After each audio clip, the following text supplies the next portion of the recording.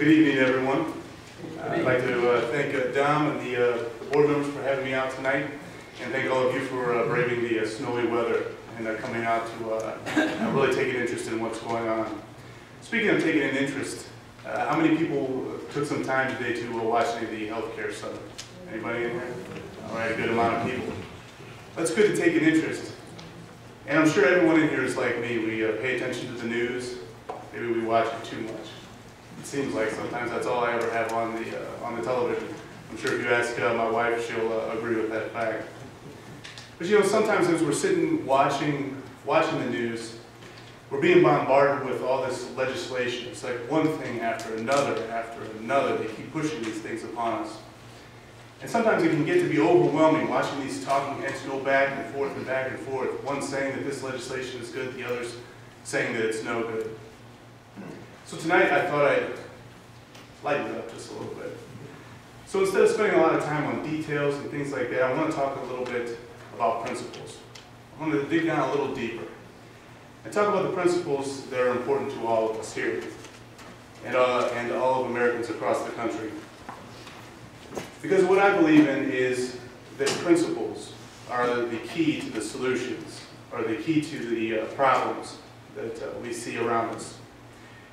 One of the biggest problems that I think we have is that we're plagued with representatives that believe the real solution is the government for everything. But I believe the solutions are found in our founding documents, in our Declaration of Independence, in our U.S. Constitution. And it may sound like a simple solution to some people, but really when you think about it, it doesn't make a difference what the problem is that you're applying these principles to. Because we certainly have a list of problems that we're facing.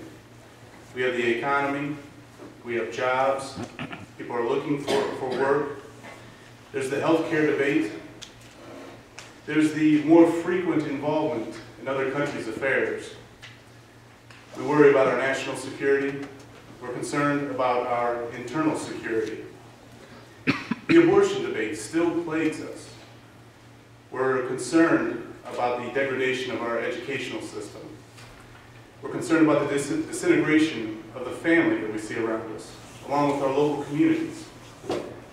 And something we see in Washington is a lack of civility when people debate these problems and what the solution is. But again, what I believe is that we can find the solution to these things in the Declaration and the Constitution. But the first key to applying this solution is to realize one thing.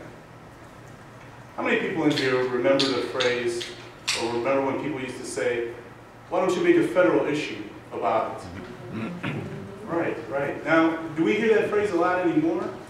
Not too much. And the reason is because everything has become a federal issue. How many people in here tonight are running for a local office? We had some introductions at the beginning.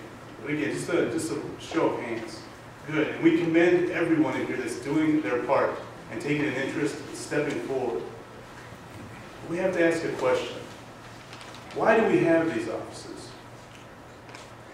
When we look at what the federal government is doing in the involvement that we're beginning to have in our everyday affairs, we need to ask that question. Because there is a reason we have local, state, county, different offices that are closer to us. We have them so that we can make decisions that are good for the individuals. Because if we think of the decisions that the federal government makes for us, what's the first thing they do to try to push these problems forward, or push these solutions forward?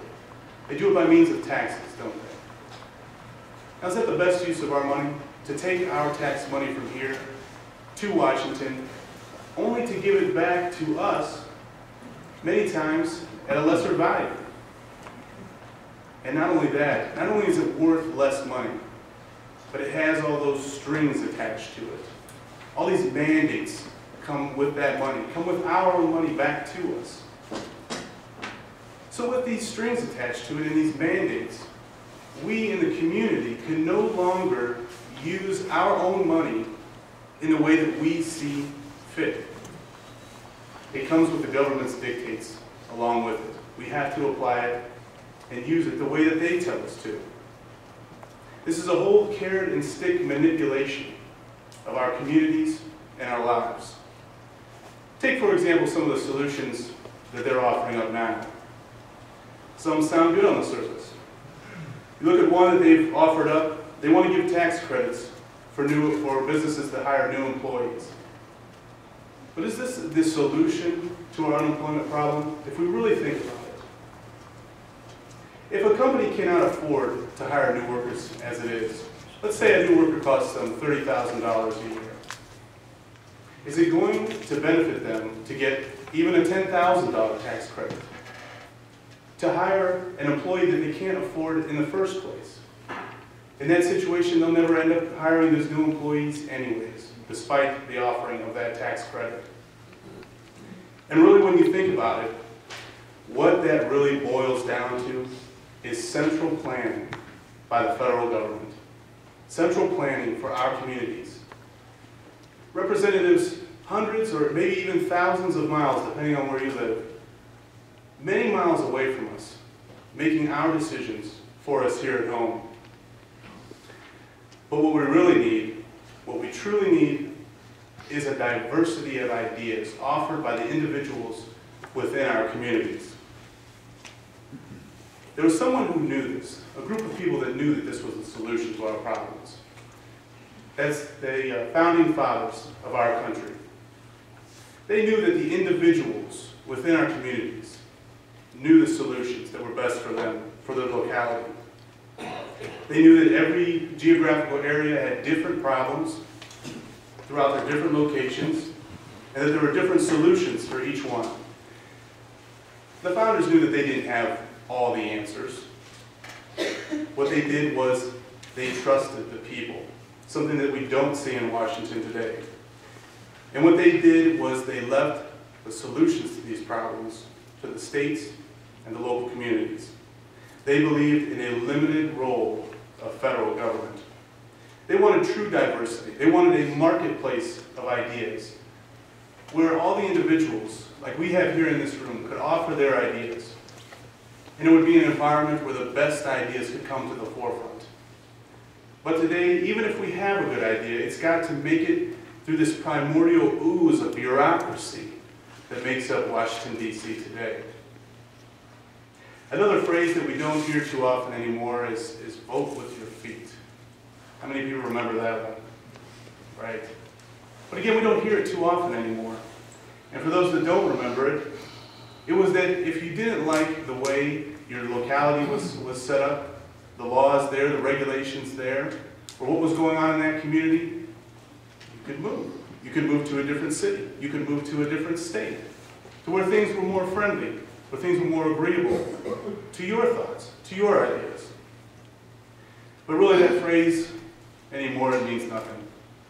If you think about it, you could go on any highway throughout the country, get off at any expressway, and that same failed federal program is going to be standing there on the corner with its hands out, waiting for your money.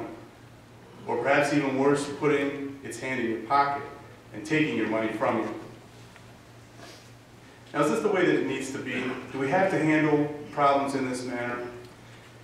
Let's take this healthcare debate, for example. Let's ask the question, why can't this be left to the states?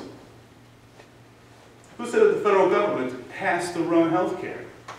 Was it Rahm Emanuel that said this? Do we have to listen to him? Do we have to listen to Hillary Clinton? Even FDR? Do we have to use their ideas? Of course not. Really, to buy into that is just, in my opinion, insanity, and really a betrayal of the founding principles of this country. Because we have to ask, why can't Massachusetts, if they want their health care, why can't they just do it their way? Why can't New York take care of health care their way? Why can't we as Ohioans take care of health care the way we think it should be taken care of, and what we feel is best for us here in our state? I came across a quote today from Thomas Jefferson. He wrote it on the notes on the state of Virginia in 1782. And I just felt it fit, so I wrote it down. It says, "In every government on